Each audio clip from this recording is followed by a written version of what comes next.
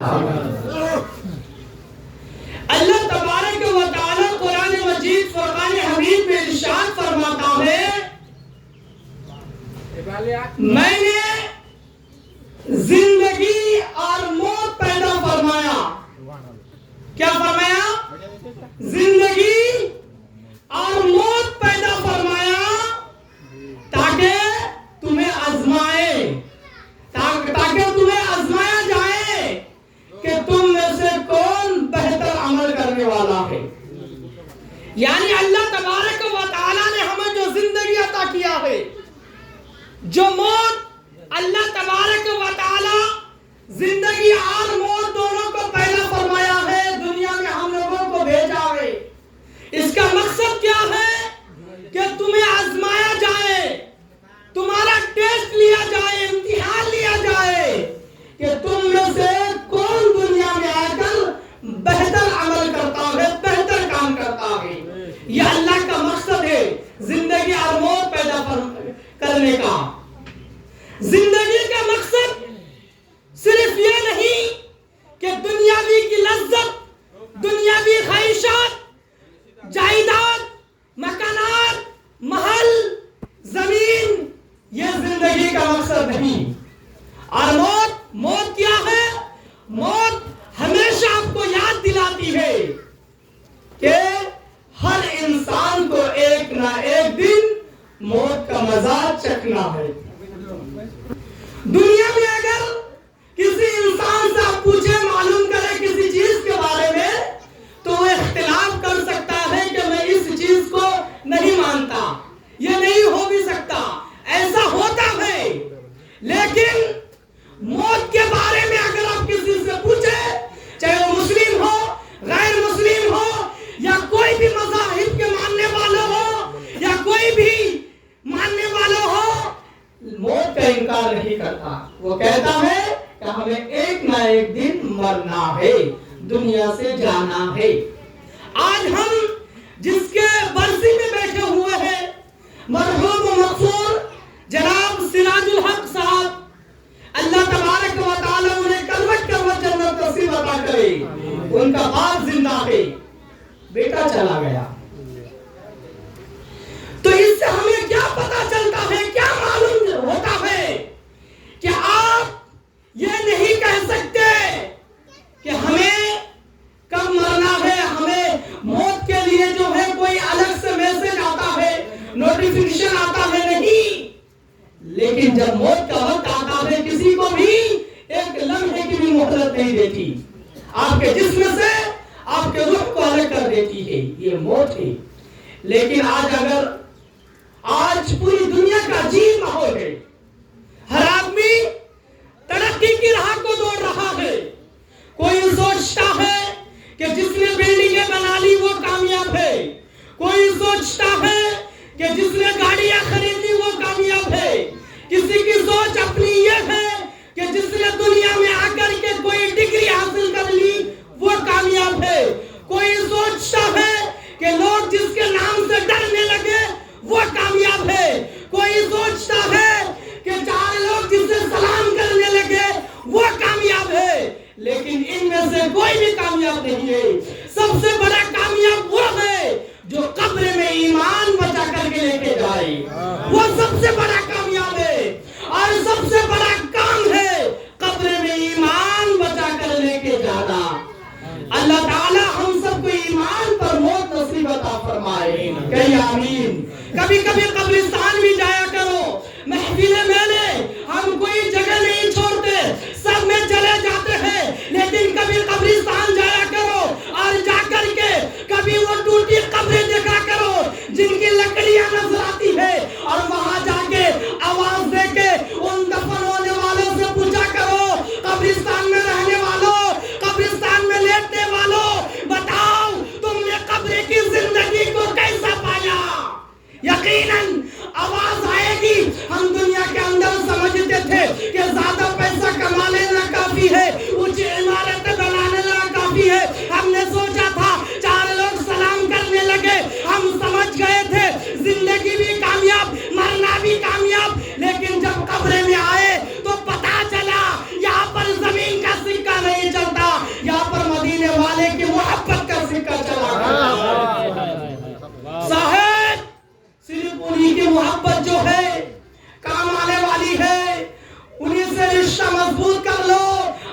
آج پوری دنیا کا اگر آپ جائزہ لیں تو حضور ایک جو آج ٹرینڈنگ چل رہا ہے کہ آج ہندوستان کے مسلمان کانپور میں یو پی میں ایک بورڈ سائن لگاتا ہے جس میں لکھا رہتا ہے آئی لو محمد. اس کا مطلب کیا؟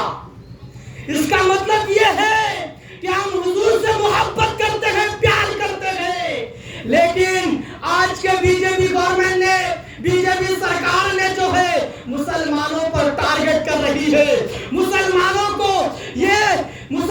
پر ٹارگٹ کر رہی ہے اور مسلمانوں پر ظلم زیادتی کر رہی ہے. وہ سرکار سوچتی ہے کہ اگر جو ہے مسلمان کو کسی کو جیل میں ڈال دیا جائے، یہ مسلمان گھبرا جائیں گے، یہ مسلمان بے چین ہو جائیں گے. انہیں معلوم نہیں کہ مسلمانوں کے خون میں عشق رسول کا خون ہے. کہ یہ سبحان اللہ، عشق رسول کا خون ہے. ہمارے خون میں وہ خون ہے کہ ہم اپنی جان کی قربانی دے دیں گے، اپنے مال کی قربانی دے دیں گے، اپنے گھر جائیداد سب لٹا دیں گے، لیکن حضور کے شان میں آنچ آنے نہیں دیں گے. حضور کے شان میں آنچ آنے نہیں دیں گے، چاہے سب کچھ قربان ہو جائے. یہی ہے تو حضور نے ہمیں سکھایا ہے.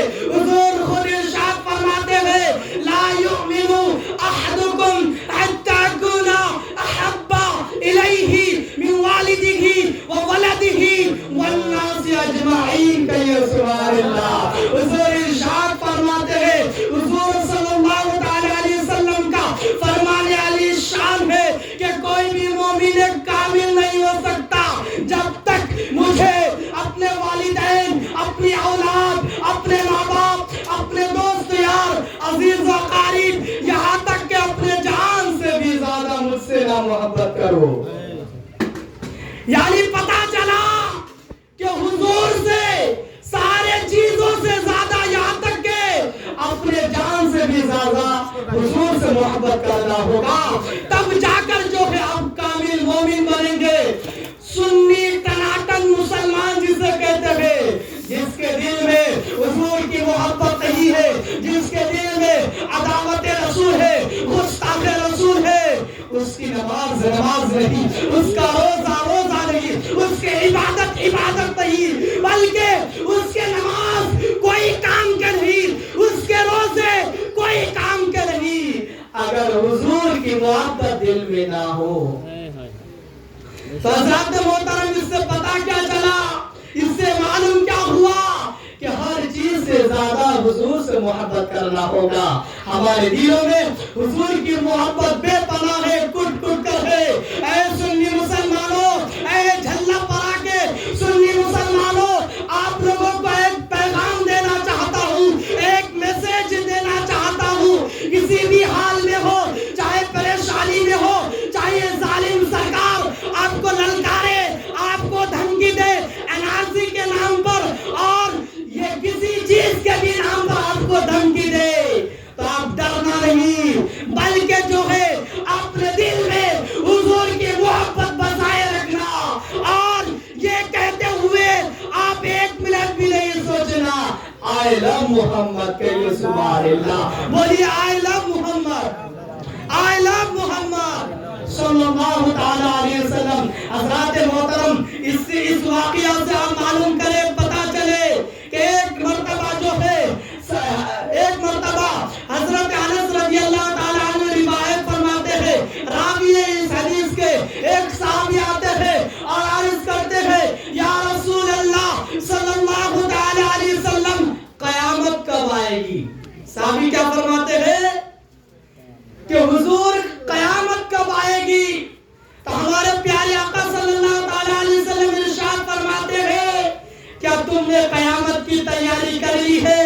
تو اس شخص نے کہا یا رسول اللہ میرے پاس روزوں کا انبار نہیں ہے، یا رسول اللہ میرے پاس نمازوں کا ذخیرہ نہیں ہے، یا رسول اللہ میرے پاس آخرت کے لیے کچھ بھی نہیں ہے، لیکن میرے دل میں محبت رسول ہے. کہ سبحان اللہ. کیا پتا چلا، کیا معلوم ہوا؟ وہ صحابی کہتے حضور میرے پاس نمازوں کا ذخیرہ نہیں ہے، یا رسول اللہ میرے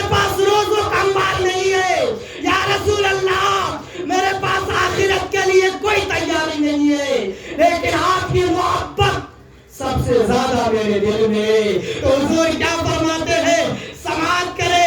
حضور ارشاد فرماتے ہیں اگر ایسا ہے تو تم میرے ساتھ جنت میں رہو گے. کہیے سبحان اللہ. علامہ ڈاکٹر اقبال فرماتے ہیں کہ محمد سے وفا تو نے تو ہم تیرے ہیں، یہ جہاں چیز ہے کیا لوح و قلم میرے. حضرات محترم، اس سے کیا پتا چلا، اس سے کیا معلوم ہوا کہ ہمارے دل میں عشق رسول ہم اپنے دلوں میں بسائے رکھے، حضور سے بے پناہ محبت کرے. اور کیا کرے؟ میں نے قرآن کی آیت کی جو تلاوت کیا احسن عملا، اس کا مطلب کیا ہے کہ آپ اپنی زندگی میں اخلاص اور سنت مصطفیٰ پر اپنی زندگی کو گزارے. ہم لوگ سنت مصطفیٰ سے سنت مصطفیٰ کی طرح اپنی زندگی کو نہیں گزار رہے ہیں. آج ہمارے مسجدوں میں، ہمارے مدرسوں میں جو حملے ہو رہے ہیں، اس کی وجہ ہم لوگ ہیں. اگر مسجدیں آج دیکھ رہے ویران ہے، ادھر امام صاحب مؤذن صاحب حی علی الصلاۃ حی علی الفلاح الصلاۃ خیر من النوم کہتے ہیں، پکارتے ہیں، لیکن ہمارے مسجدیں خالی ہیں. تو اپنی زندگی میں نماز کی پابندی کرے. رمضان شریف کا مہینہ آئے تو روزہ رکھے.